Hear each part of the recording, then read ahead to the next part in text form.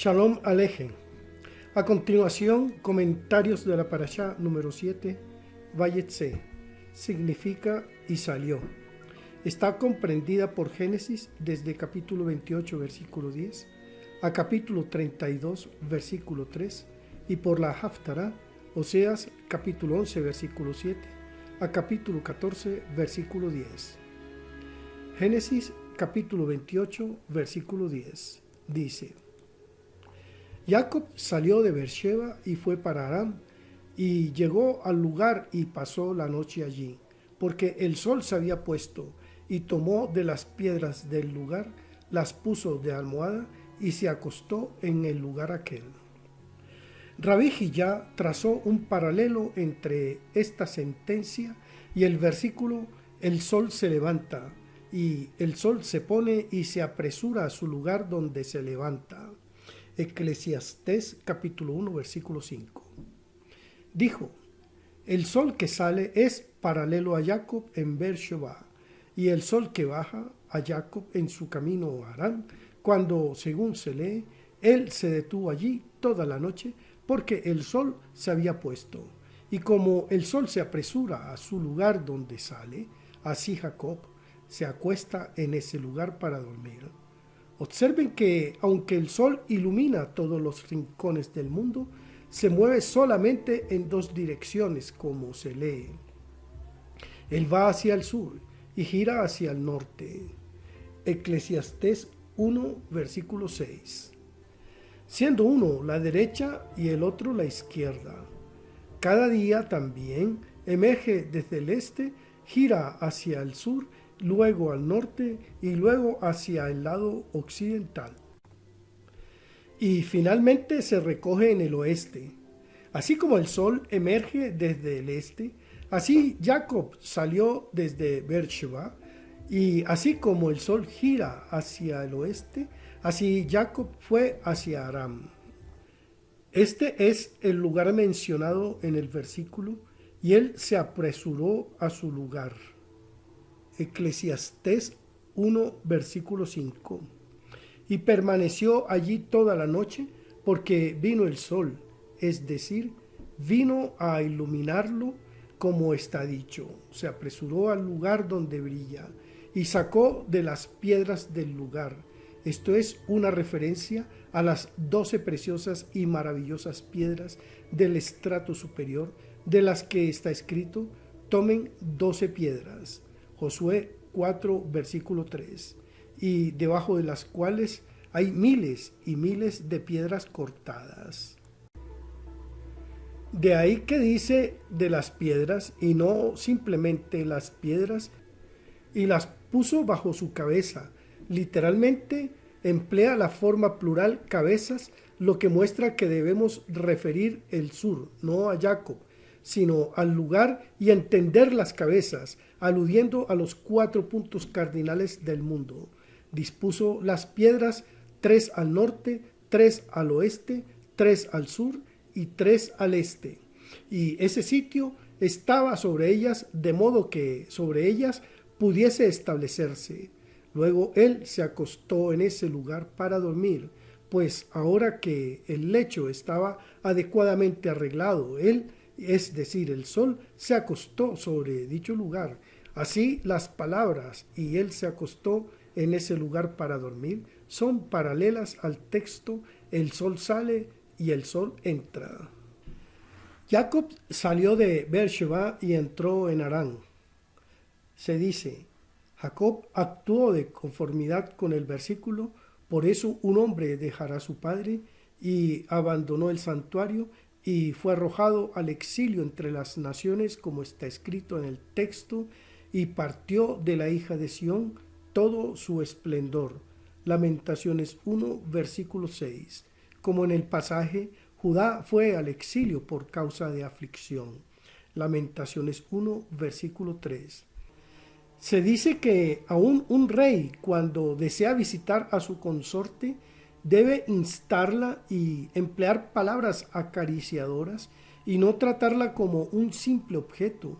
Y aunque él tenga un lecho de oro con cubiertas bordadas en un gran palacio, y si ella prepara para él una cama en un piso de piedras con almohada de paja, corresponde que él deje su propio lecho y se acueste en el de ella para su satisfacción. Y así pueden unirse sus corazones sin ninguna coerción. Esta lección la aprendemos de este texto que nos cuenta que cuando Jacob fue a ella, tomó de las piedras del lugar y se acostó en ese lugar para dormir, mostrando así que hasta amaba las piedras de ese lugar. Génesis 28:12 dice: y soñó, y aquí una escalera apoyada en la tierra cuyo extremo superior llegaba al cielo. Por ella los ángeles de Dios subían y bajaban. Cabe preguntar cómo vino Jacob, el hombre santo, la perfección de los patriarcas, a tener una visión solamente en un sueño, y esto en un lugar santo. La razón es que Jacob en ese tiempo aún no estaba casado y que Isaac aún vivía. Es verdad que luego lo encontramos diciéndole: y yo vi en un sueño, Génesis 31:10, en un tiempo en que ya estaba casado, pero esto se debió a la inferioridad del lugar, tanto como al hecho de que Isaac aún vivía. Así, cuando entró en el país santo con todas las tribus, con el cimiento de la casa, la madre de los niños regocijándose, se lee: y Dios habló a Israel en las visiones de la noche. Génesis 46, versículo 2. No dice sueños, sino visiones, que son de otro grado, más alto. Los sueños se transmiten a través de la mediación de Gabriel, que es el sexto en rango de inspiración, pero una visión viene a través del grado de la Ha-Ya, que gobierna en la noche. Es verdad que en un lugar se dice: Gabriel hizo que este hombre entendiera la visión. Daniel 8, versículo 16. La razón allí es que un sueño es más preciso que una visión y puede explicar lo que en una visión es oscuro. Por eso Gabriel fue enviado para explicar a Daniel lo que era oscuro en su visión. Una visión, o la respectiva palabra hebrea también significa espejo, se llama así porque es como un espejo en el cual se reflejan todas las imágenes. Así se lee: y yo aparecí como El Shaddai, Éxodo 6, versículo 2. Siendo este grado como un espejo que mostraba otra forma, pues en él se reflejan todas las formas superiores. He aquí una escalera apoyada sobre la tierra. Esta escalera significa el grado sobre el cual los otros grados descansan, es decir, el cimiento del mundo, y su cima llegaba al cielo como para unírsele, pues este grado es la conclusión del cuerpo que está entre el mundo superior y el inferior, de la misma manera que el signo del pacto se haya situado al final del tronco del cuerpo, entre los muslos, y aquí los ángeles de Dios que ascienden y descienden por ella. Esto se refiere a los capitanes encargados de todas las naciones y que ascienden y descienden por esa escalera. Cuando los hijos de Israel pecan, la escalera es bajada y los capitanes ascienden por ella, pero cuando los hijos de Israel son justos, la escalera es retirada y todos los capitanes son dejados abajo y se hallan despojados de su dominio.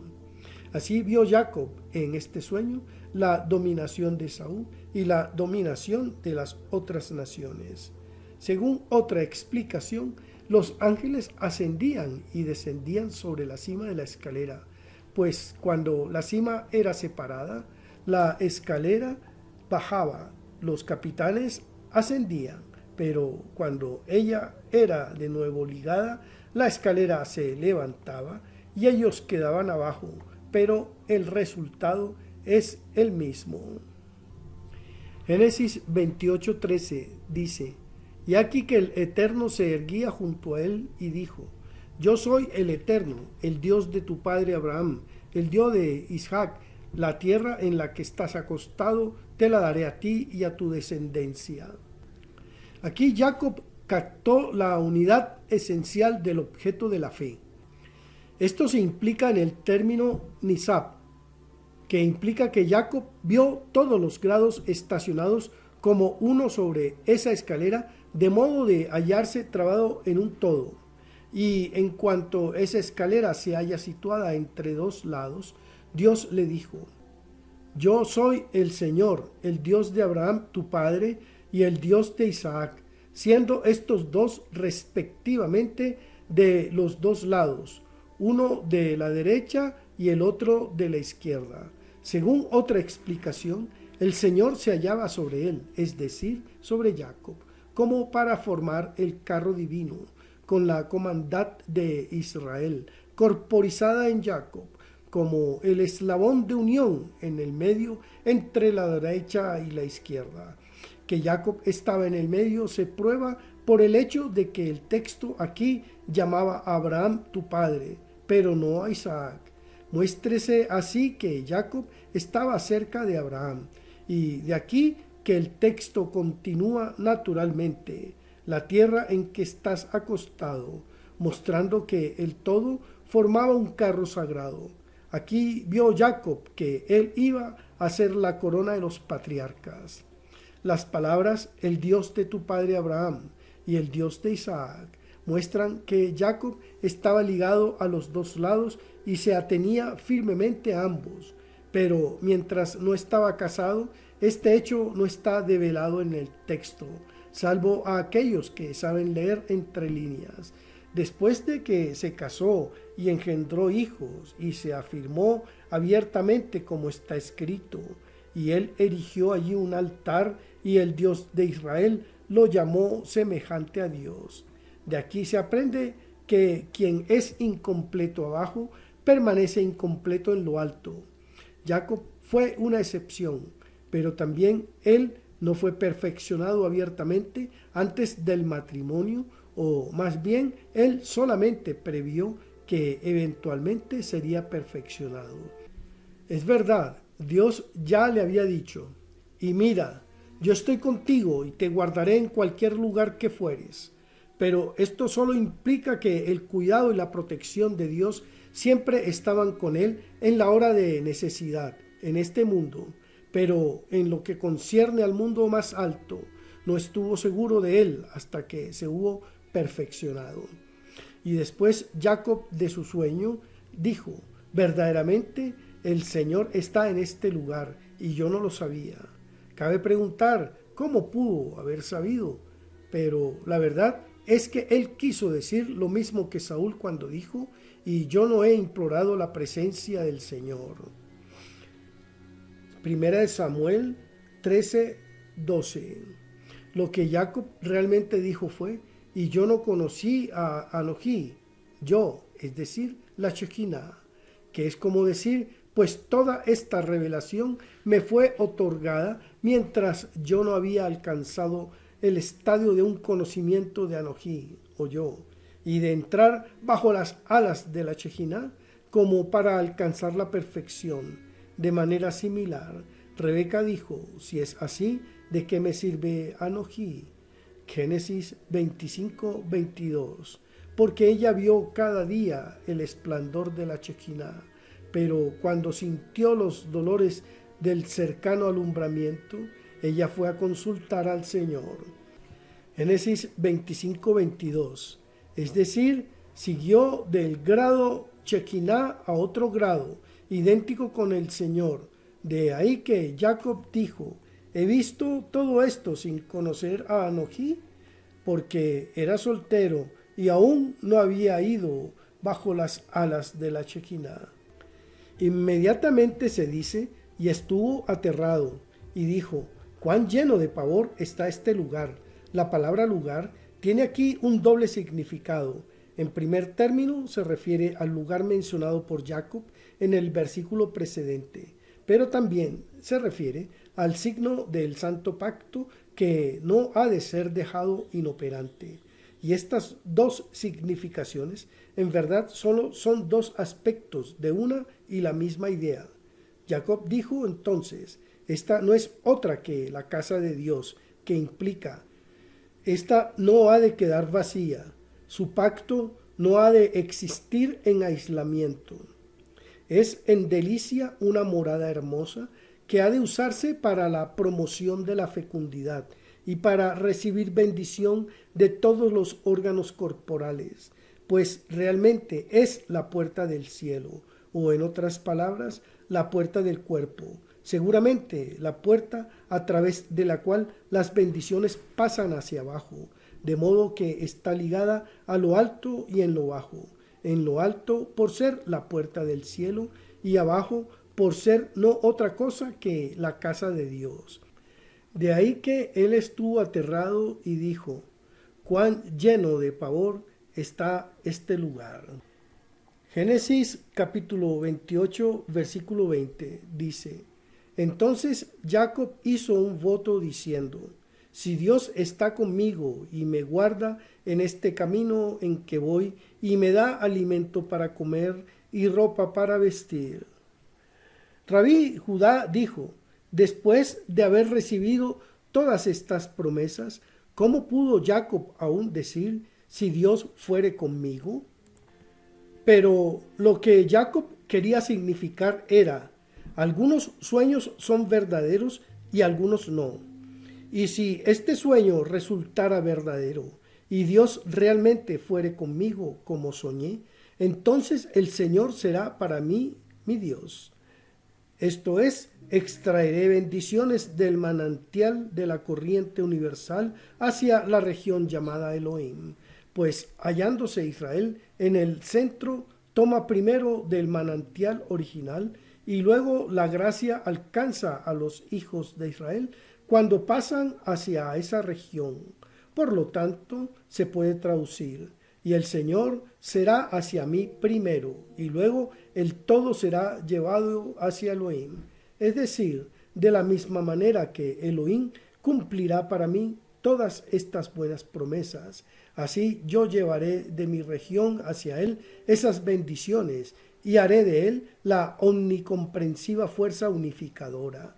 ¿Cuándo será eso? Cuando yo regrese a la casa de mi padre en paz, cuando me haya establecido en mi propio grado, en el grado de paz, de modo de hacer perfecta la casa de mi padre. Entonces el Señor será hacia mí, hacia Elohim. Según otra explicación, Jacob quiso decir: deseo regresar a la casa de mi padre en paz, porque allí es la tierra santa, y allí me perfeccionaré y el Señor será mi Dios. En ese lugar yo me levantaré debidamente de este grado a otro grado, y allí me comprometeré en su culto. Y esta piedra que he colocado para que fuese un pilar será la casa de Dios, dado que todo estará unido en uno, y esta piedra será bendecida de la derecha y de la izquierda, de lo alto y de lo bajo, por la razón de que yo daré el décimo de todo.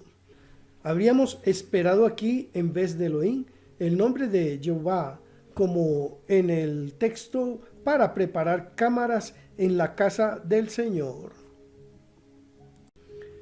Segunda de Crónicas 31, versículo 20. También vayamos a la casa del Señor. Salmos 122, versículo 1. Pero en verdad el nombre Elohim señala aquí al tribunal que representa al atributo de justicia en sus dos lados superiores. En el lado del año de jubileo, conocido como Dios viviente, Elohim Hayim, y en el lado de Isaac, expresado simplemente con el término Dios, Elohim. Génesis 29, versículo 2 dice: y miró y vio un pozo en el campo donde 3 rebaños de ovejas estaban echados allí junto a él, porque de aquel pozo daban de beber a los rebaños, y la piedra sobre la boca del pozo era grande. Rabí Judá discurrió sobre el versículo, Salmo de David, cuando huyó de delante de Absalón su hijo. Salmos 3, versículo 1. dijo: los compañeros estuvieron perplejos a causa del título canto dado a este salmo, cuando su propio hijo se levantó contra él. David más bien hubo de haber enunciado una lamentación, pues un pequeño rasguño de la piel de uno mismo es peor que una gran lastimadura de un extraño. Pero la verdad es que David sintió aprensión de que el castigo por sus hijos pudiese ser remitido al mundo futuro, y por eso se regocijó cuando comprobó que le ocurriría en este mundo. Además, lo confortó el hecho de que muchos superiores a él habían tenido que irse solos, como Jacob, que huyó al campo de Arará, Oseas 12, versículo 13, totalmente solo, y Moisés, que huyó de ante el rostro de Faraón, Éxodo 2, versículo 15, también solo, mientras él estuvo acompañado por toda la nobleza y los hombres valerosos del país y los jefes de Israel que estaban a su derecha y a su izquierda para cuidarlo en todos los lados.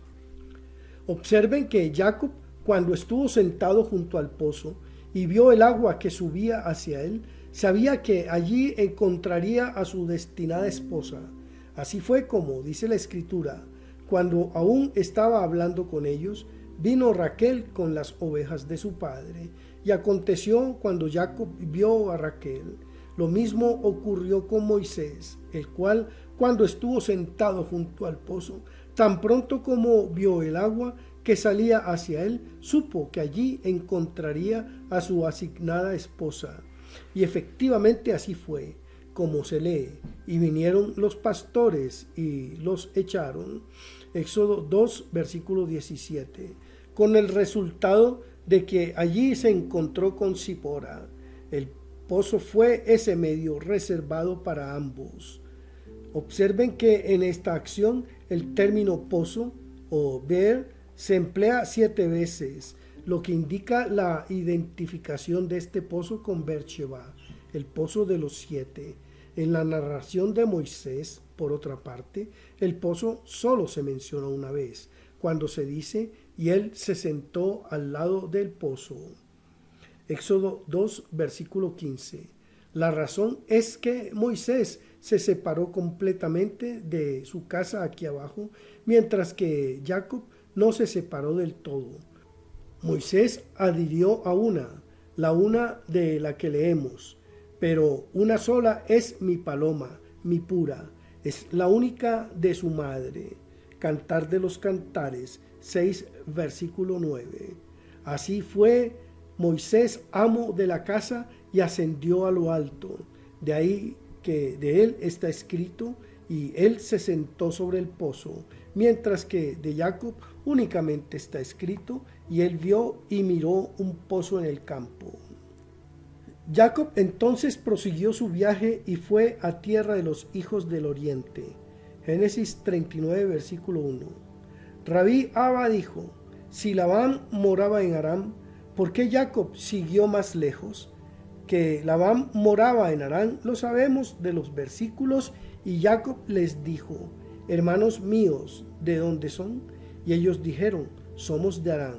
Y él dijo: ¿conocen a Labán, el hijo de Nahor? Y ellos dijeron: lo conocemos. Génesis capítulo 29, versículo 1 dice: entonces Jacob siguió su camino y fue a la tierra de los hijos del oriente. Rabí Abba dijo: si Labán moraba en Harán, ¿por qué Jacob siguió más lejos? Que Labán morara en Harán lo sabemos de los versículos. Y Jacob les dijo: hermanos míos, ¿de dónde son? Y ellos dijeron: somos de Harán. Y él dijo: ¿conocen a Labán, el hijo de Nahor? Y ellos dijeron: lo conocemos. Génesis 29, versículos 4 y 5. Pero la verdad es que Jacob pensó: yo deseo entrar en comunión con la Shejina, o en otras palabras, deseo casarme. Y bien, cuando el servidor fue enviado a tomar una mujer para mi padre, encontró un pozo de agua por el cual se encontró con la destinada a ser mujer de mi padre. Pero he aquí que en este lugar yo no encontré ni fuente ni pozo, ni agua alguna. Inmediatamente continuó y llegó a la tierra de los hijos del oriente, donde encontró mi pozo, como ya se dijo, y donde encontró a su esposa. Rabí Eleazar dijo: ese lugar seguramente fue Aram, pero el pozo se hallaba en un campo distante, y por eso se dice que Raquel corrió y lo contó a su padre. Génesis 29, versículo 12. Rabí Eleazar observó, además, como Jacob encontró a su mujer junto al pozo, ¿por qué no encontró allí a Lea, que hubo de ser madre de tantas tribus? La respuesta es que no era voluntad de Dios que Lea fuese desposada a Jacob abiertamente, y de hecho se casó con ella sin su conocimiento, como está escrito. Y aconteció en la mañana que, he aquí, era Lea. Génesis 29, 25. Fue también con el fin de fijar su ojo y su corazón en la belleza de Raquel, de modo que pudiese establecer con ella su principal morada. ¿Cómo conoció Jacob que ella era Raquel? Debemos suponer que se lo dijeron los pastores, como está escrito: y he aquí a Raquel, su hija, que viene con el ganado. Génesis 29, versículo 6. Y él dijo: te serviré 7 años por Raquel, tu hija más joven, porque Jacob había de mencionar 7 años y no 10 meses o un año por una cosa. Jacob no quería que la gente dijera que él deseaba lujuriosamente la belleza de Raquel.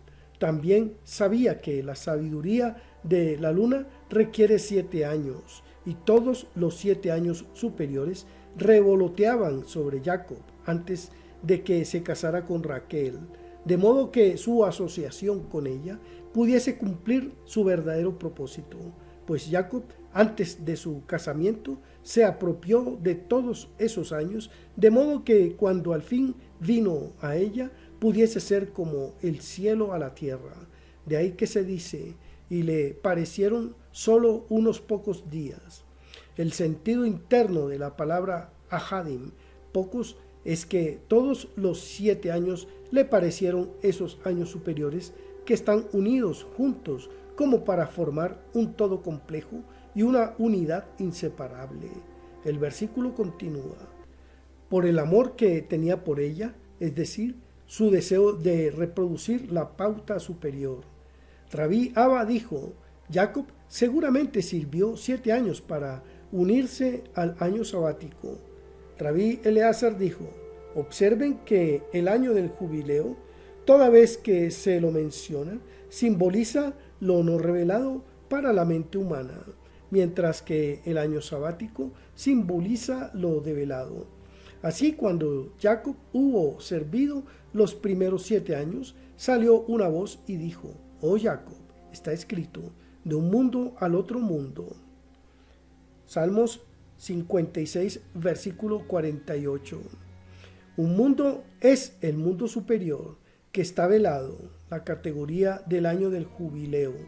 De ahí que estuvieron escondidos de Jacob, que así equivocadamente pensó que sus propios 7 años eran del septenio sabático.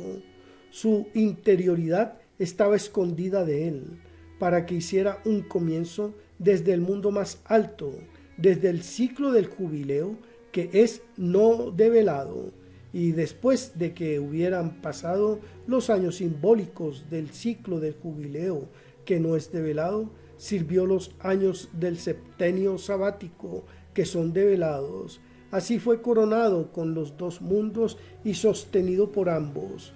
Observen que Lea concibió 6 hijos y una hija. Esto estaba en el orden de las cosas, pues sobre ella se hallaban establecidas 6 direcciones del mundo, y así los 6 hijos y una hija formaron un símbolo de los grados. Raquel tuvo 2 justos, y esto también estuvo en orden, pues el septenio sabático está perpetuamente colocado entre los justos, como está escrito: los justos heredarán al país. Salmos 37, versículo 29. Un justo en lo alto y uno abajo. De ese en lo alto hay un fluir de aguas superiores, y del de abajo hay un recíproco manar de agua del principio femenino hacia el principio masculino en éxtasis perfecto. Hay así un justo, pero la verdad es que nunca estuvo expuesto a una tentación como la de José. Si es así, ¿por qué se lo llamó justo?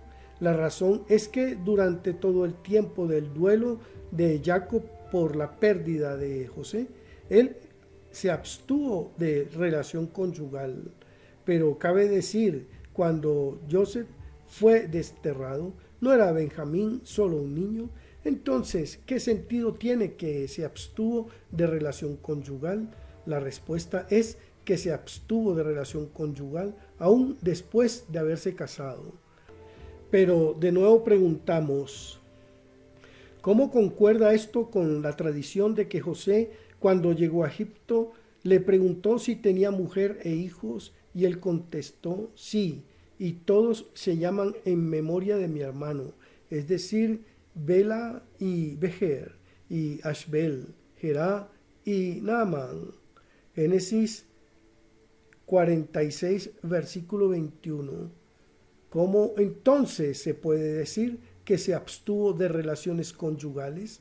La verdad, sin embargo, es que Benjamín no tenía hijos en ese tiempo, pero los había ya engendrado cuando los hermanos finalmente fueron a Egipto. Entonces, Benjamín seguramente observó abstinencia conyugal todo el tiempo en que su padre estuvo de duelo por José, diciendo: he aquí que mi hermano José era el signo del pacto sagrado de mi padre, siendo ese signo la terminación del tronco del cuerpo. Ahora que él está perdido, ¿tengo yo que guardar el lugar de mi hermano? Aún se puede objetar que cuando José se perdió, Benjamín aún no había probado ser justo, y efectivamente no lo hizo hasta el tiempo en que resistió la tentación. Pero la verdad es que Jacob sabía que José guardaría ese lugar, y los otros lo supieron por Jacob. Por esta razón, él prolongó su permanencia con Labán hasta que su cuerpo se completó, y la completitud la constituye el signo del pacto sagrado. De ahí que está escrito: y aconteció cuando Raquel dio a luz a José. Génesis 30, versículo 25. Habiendo Jacob dicho a Labán en tantas palabras: ahora que mi cuerpo se ha completado, deseo irme. De esta manera supo Benjamín que su hermano era justo, y siguió sus pasos. Y cuando José hubo sido encontrado, regresó a casa, tuvo relación conyugal y engendró hijos. Y así Dios lo declaró justo aquí abajo y a José justo arriba. Por lo tanto, encuadra en el orden de las cosas que Raquel tuviese 2 hijos y Lea 6 hijos y una hija. Los primeros 7 años fueron así develados de Jacob, como que representaban el ciclo del jubileo, y mientras con intención de servir los 7 años sabáticos que son del reino develado, Jacob en realidad sirvió al ciclo del jubileo que pertenece al reino no develado. Así la escritura dice: y Jacob sirvió 7 años por Raquel, no estando calificado el término 7 años, lo que implica que sirvió por Raquel 7 años del orden superior, y de este modo tomó de ambos mundos. De ahí se aprende que solo a través de lo develado puede un hombre alcanzar lo no develado. Si se pregunta cómo pueden los primeros 7 años corresponder al ciclo del jubileo, dado que con respecto a las últimas está escrito 7 veces 7 años. Levítico 25, versículo 8. Y aquí no hay 7 veces. La respuesta es que las 7 veces están representadas en los 7 días de festividad con que Jacob celebró su boda con Lea. Así se completó el número, pues cada día puede ser considerado como el séptuplo, en armonía con el versículo: 7 veces cada día te alabo por tus justas ordenanzas. Salmos 119, 164. Y así los 7 años se completaron por los 7 días, pero se puede decir que Jacob primero hubo de servir el septeno sabático y ligarse al grado del año sabático. La respuesta es que como en intención los sirvió, el efecto fue el mismo como si los hubiera servido en realidad.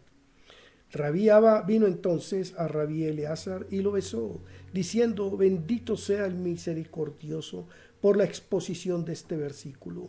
Acerca de tal privilegio está escrito: por consideración a su rectitud, el Señor se complacía en hacer la Torá grande y gloriosa. Isaías 42, versículo 21.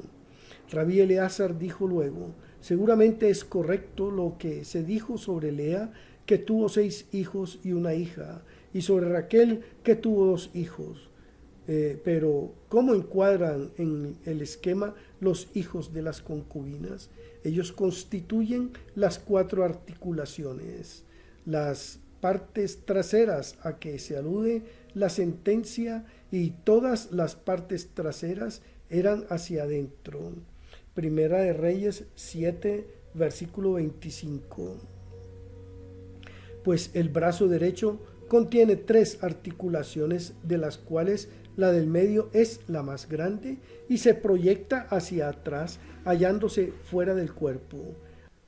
Hay una articulación similar en el brazo izquierdo, lo mismo que en la pierna derecha y en la pierna izquierda. Y cuando el codo está debidamente ordenado, todas ellas miran hacia adentro en cumplimiento de la afirmación: todas sus partes traseras fueron hacia adentro.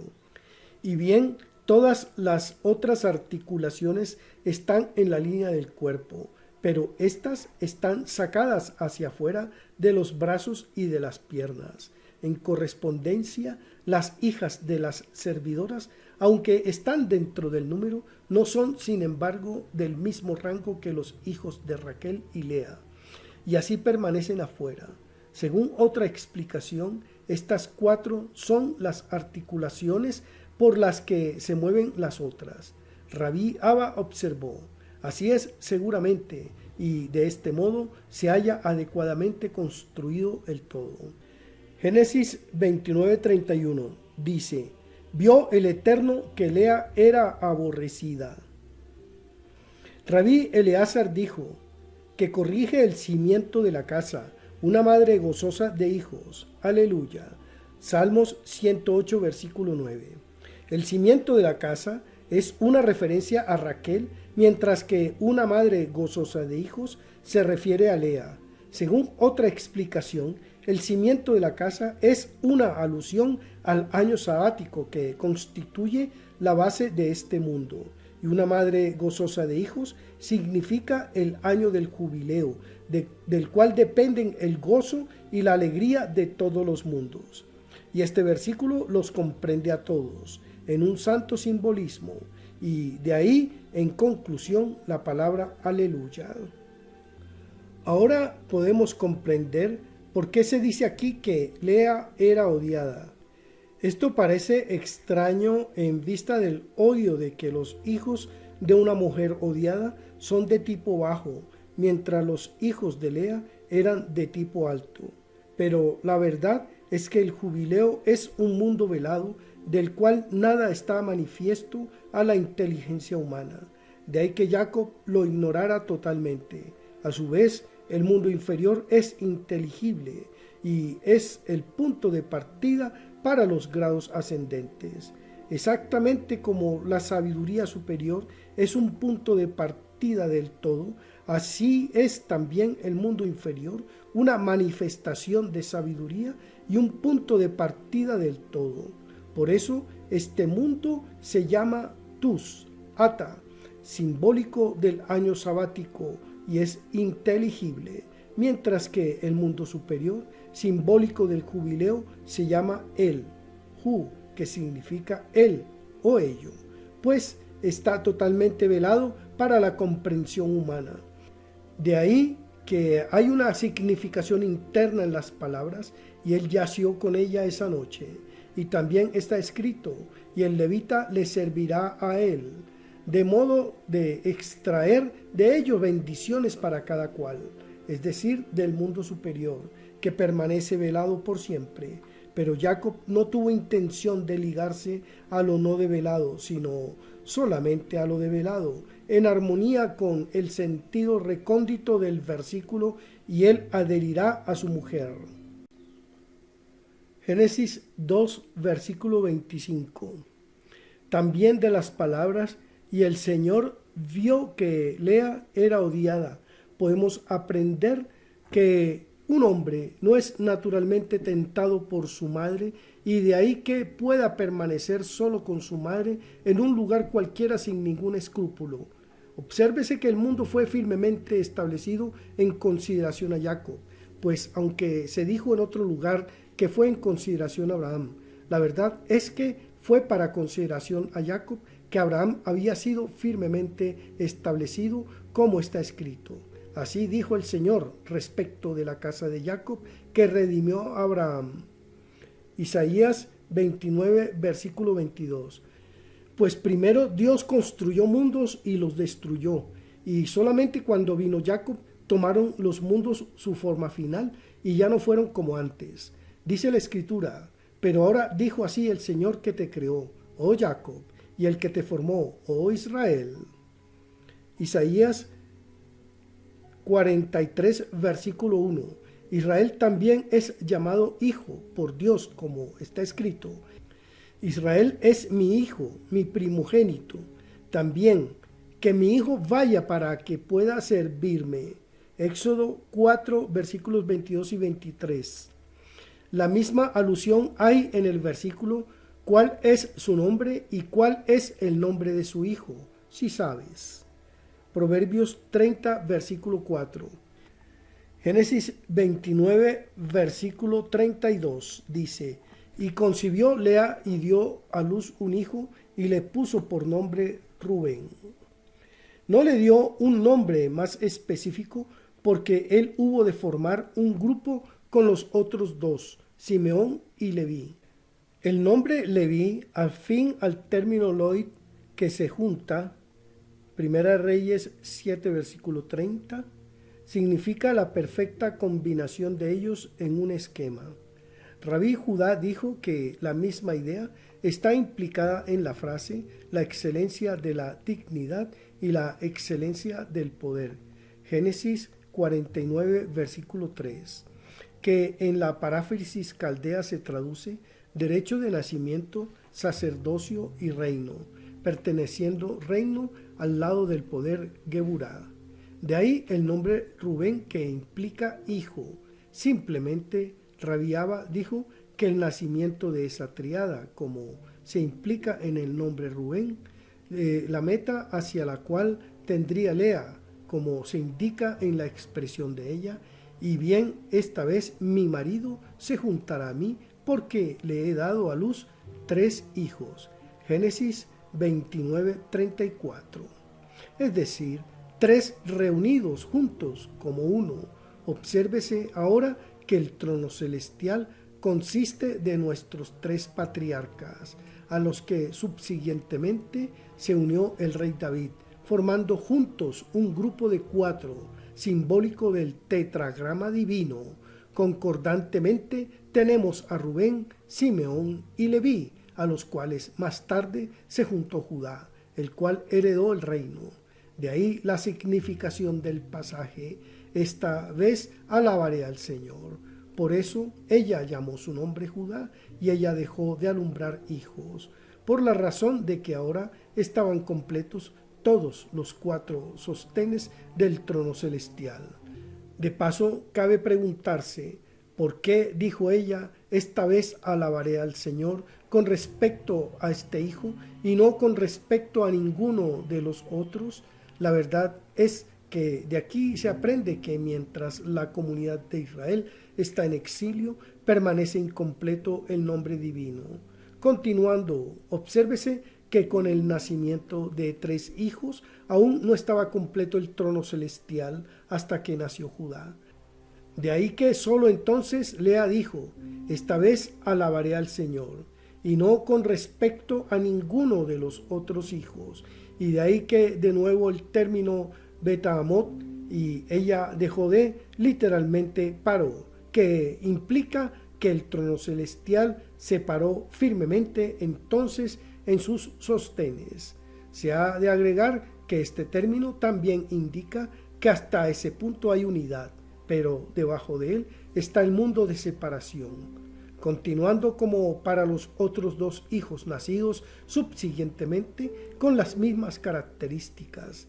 Estos fueron unidos con los otros, constituyendo juntos una unidad simbólica de las 6 direcciones del mundo. Obsérvese, además, que todas las 12 tribus son las partes integrantes de la comunidad de Israel en este mundo para dar fuerza plena a la luz superior, envuelta en negrura, y restaurar el principio radical del todo a su lugar. Todos los mundos están construidos según la misma pauta, y a través de esta relación el mundo inferior se completó según la pauta del mundo superior. Con el nacimiento de Isahar y Zebulún se completó el número 6, simbólico de las 6 direcciones del mundo. Entonces, de nuevo los 4 hijos de las servidoras se asociaron con ellos, siendo ellos las 4 articulaciones, como ya se explicó. Así la escritura dice de ellos: y sus partes traseras estaban hacia adentro. Primera de Reyes 7, versículo 25. Es decir, aunque eran los hijos de las servidoras, sin embargo, pertenecían hacia adentro. Rabí Yisca dijo: hemos afirmado que lo que produce el mundo inferior pertenece a la categoría de separación, como está escrito, y de allí fue dividido. Génesis 2, versículo 11. Si es así, ¿qué hay de José y Benjamín? ¿Cómo puedes decir que pertenecían al mismo mundo que nosotros si no salieron del mundo superior? Y lo que el mundo inferior produce es para el mundo inferior y no para el mundo superior. Y si es así, están separados de los otros, pues se ha asentado que lo que el mundo inferior produce pertenece a la categoría de separación.